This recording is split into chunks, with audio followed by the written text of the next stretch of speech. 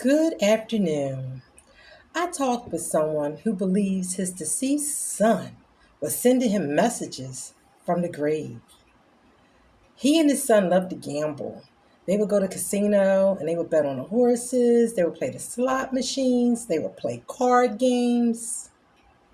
And whenever he's at the casino, since his son passed, he says his hand itches. And when his hand itches, he believes it's a sign from his deceased son that he's about to hit a huge jackpot. He says 100 out of 100 times when his hands itch at the casino, he hits a big jackpot thanks to his deceased son. I didn't argue with him or dispute that, maybe this wasn't true. Are you sure it happens 100% of the time? I didn't say anything. I just sat there and I listened.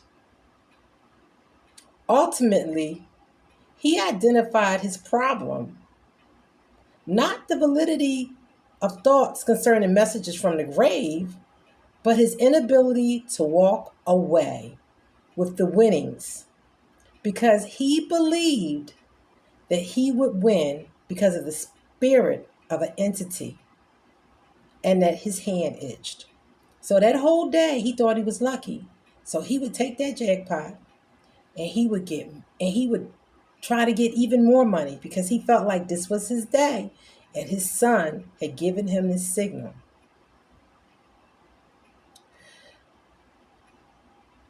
He didn't want to stop gambling because he didn't feel like gambling was the problem, even though he lost large amounts of money and was in financial trouble.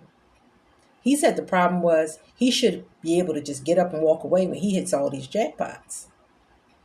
So I suggested to him maybe he might want to put some boundaries around his trips to this casino because you always want to meet people where they are.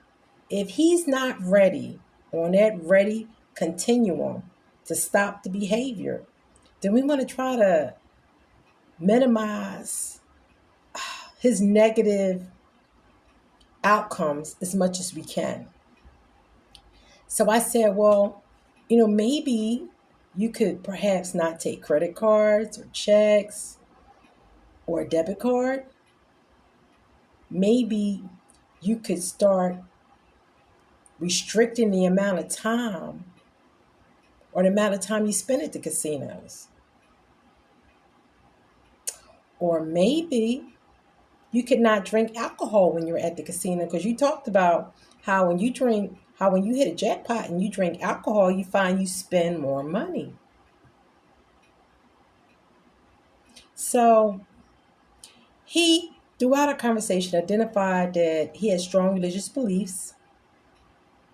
He was not actively involved, but he read. So I wanted to use some of those strong religious beliefs. And I said to him, well, perhaps you might want to get more involved in that institution to help create happier emotions for yourself. And maybe it will help modify some of the problem behavior. So he agreed. Furthermore, I used CBT with him to identify unhelpful thought patterns that were contributing to his unsound decisions that were helping to fuel his gambling addiction. CBT, which stands for Cognitive Behavioral Therapy, was created by Aaron T. Beck, and it teaches you about core beliefs and how they affect what you think, how you feel, and how you behave. And it also talks about identifying errors in thinking. An example of that is emotional reasoning. And that's something that the man was doing a lot of. And I think that was because he really missed his son. So he was trying to find a way to still connect with his son while he was out enjoying an activity that him and his son did together so very much.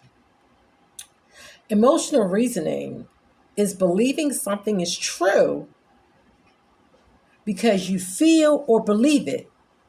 Therefore, for him, this was hard to understand because he believed in faith in the ghost of his son.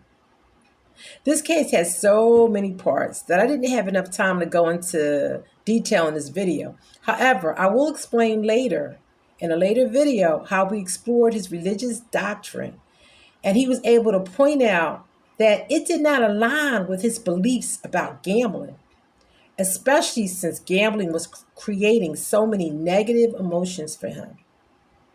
If religion is one of your strengths that could help with avoiding problem behavior, then perhaps becoming more active in that religion may help assist in managing that behavior. I want to conclude with talking about what makes a behavior a problem behavior. A behavior becomes unhealthy when the behavior causes problems with living. For example, it negatively affects your mood, your social life, financial life, employment, health, freedom, and so on. How is your life affected by that behavior? A big contributor to activating addictive behavior is negative thoughts and emotions. Thoughts are opinions and beliefs about ourselves, other people, and the world. Likewise, emotions are responses to those thoughts, which create bodily actions. Our ideals and bodily sensations result in healthy or unhealthy and unhealthy behaviors. Examples of emotions would be sadness, happiness, love, while examples of actions would be crying, laughing, walking, hitting. You can control negative behaviors by learning to identify, redirect, and reframe unhelpful thoughts. Keep in mind, you cannot control the behaviors of other people, but you can choose how you respond to other people. Ask yourself, are your thoughts producing positive or negative results in your life? And are your thoughts based in reality? Or are you emotionally responding? As with the man involved with the gambling addiction, who did a lot of emotional reactions, we will go into identifying, redirecting, and reframing thoughts over the next several weeks. Thanks for listening and take care. Bye-bye.